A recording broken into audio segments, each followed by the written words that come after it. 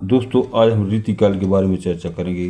रीतिकाल का समय हिंदी साहित्य में 1700 ईस्वी से 1900 ईस्वी तक का समय हिंदी साहित्य में रीतिकाल के नाम से जाना जाता है। रीतिकाल के प्रवर्तक माने जाते हैं आचार्य केशव। ये भी आपके एग्जाम में क्वेश्चन पूछा जाता है। और रीतिकाल को श्रृंगार काल किसने कहा? ये आचार्य विश्वनाथ ने रीतिकाल को श्रृंगार काल कहा है। रीतिकाल के जो कवि हुए हैं वो सभी एक न एक राजाओं के दरबार में थे और उन्हीं का यशोगान किया करते थे। वो दरबारी कला, विनोद, राजसी वैभव, संयोग वियोग, ऋतु वर्णन, इन्हीं की व्याख्या वो करते रहते थे। तो रीतिकाल एक श्रृंगार काल के नाम से जाना जाता है। अब आइए देखते हैं रीतिकाल की विशेषताएं।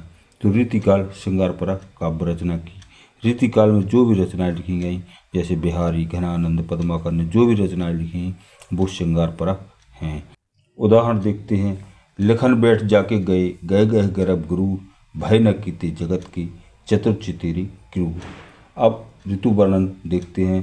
तो ऋतु वर्णन, सेनापति का ऋतु वर्णन जग प्रसिद्ध है। उन्होंने शरद, शिशिर, हेमंत, बसंत, ग्रीष्म, वर्षा सभी ऋतुओं का भरपूर प्रयोग अपने काव्य में किया है। पद्माकर का देखते हैं उदाहरण। फागों के भीर अभीरन में गही गोविंद ले गए भीतर गोरी, भाई करी मन की पद्माकर ऊपर नाय अहीर की चोरी। तो इस टाइप से अगर आप उदाहरण देख के लिखेंगे तो आपको अच्छे अंक मिलेंगे। अगला देखते हैं नायक नायिका चित्रण। तो रीतिकालीन कवियों ने नायक नायिका चित्रण का अपने दोहों में भरपूर प्रयोग किया है। उनने संयोग वियोग के माध्यम से नायक नायिका का चित्रण किया है। उदाहरण देखते हैं। नासा मोरी नचाई ले, करी कटासी सोय, कांसे सी कटके ही घड़ी कटीली भों। अगला देखते हैं नक्श वर्णन। तो रीतिकाल कवियों ने नायक नायिका के नक्श शक तक का वर्णन किया है। उदाहरण देखते हैं। पत्रा ही तिथि पाइये, बाघर के चहुपास, नित प्रति पूनो ही राहत, आनंद होप उचास। अगला देखते हैं अलंकारों का चमत्कारक प्रयोग। तो रीतिकालीन कवियों में अलंकार के चमत्कार की होड़ सी लगी हुई थी। उन्होंने लिखा है। बिहारी का दोहा देखते हैं। द्रग और जट टूटत कुटम, जुरत चतुर चित्प्रीत, परत गाढ़ दुर्जन ही दई नहीं है रीत। अगला देखते हैं लक्षण ग्रंथों की प्रधानता। रीतिकाल कवियों में सर्वत्र व्याप्त है। वो लिखते हैं।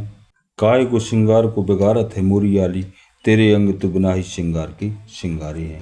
अगला देखते हैं नीति परक एवं भक्ति परक दोहे। तो इन कवियों में नीति और भक्ति के दोहे भी मिलते हैं। बिहारी लिखते हैं। यह अनुरागी चित्त की गश समझे नहीं कोई, ज्यों ज्यों डूबे श्याम रंग त्यों तो उज्ज्वल होए।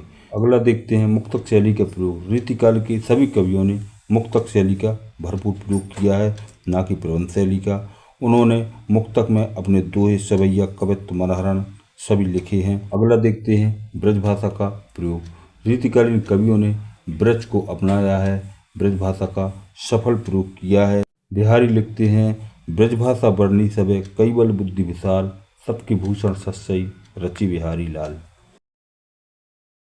रीतिकाल का समय दोस्तों 1700 ईस्वी से 1900 ईस्वी तक का माना जाता है। इस चार्ट को आप ध्यान से देखें ताकि आपको रीतिकाल समझ में आ सके। हिंदी साहित्य का काल विभाजन तो अपन देखते हैं। वीरगाथा काल 1050 से 1375 ईस्वी, भक्ति काल 1375 ईस्वी से 1700 ईस्वी और रीतिकाल 1700 से 1900 ईस्वी तक और आधुनिक काल 1900 से आज तक का समय आधुनिक काल के नाम से जाना जाता है। अब देखते हैं रीतिकाल के कवि एवं उनकी रचनाएं। तो बिहारी ने बिहारी शस्य लिखी, इसमें 712 दोहे हैं। केशव ने रामचंद्र का कवि प्रिया रसक प्रिया लिखी। घराने ने सुजान है सुजान सागर और ब्रजलीला लिखी। मतीराम ने रसराज और ललित ललाम लिखी। देव ने भावविलास, देवचरित और प्रेम तरंग लिखी। अब इसमें वीर रस के कवि भी आ जाते हैं, क्योंकि वीर रस के जो कवि हैं वो रीतिकालीन कवि हैं। भूषण लाल सूदन। भूषण छत्रसाल के दरबारी कवि थे। उन्होंने लिखा है। छत्ता तेरे राज में दिग दिग धरती हो, जित जित घोड़ा पग धरे तित तित फत्ता हो। दोस्तों वीडियो पसंद आए तो लाइक और सब्सक्राइब करें और अपने दोस्तों को शेयर करें। धन्यवाद।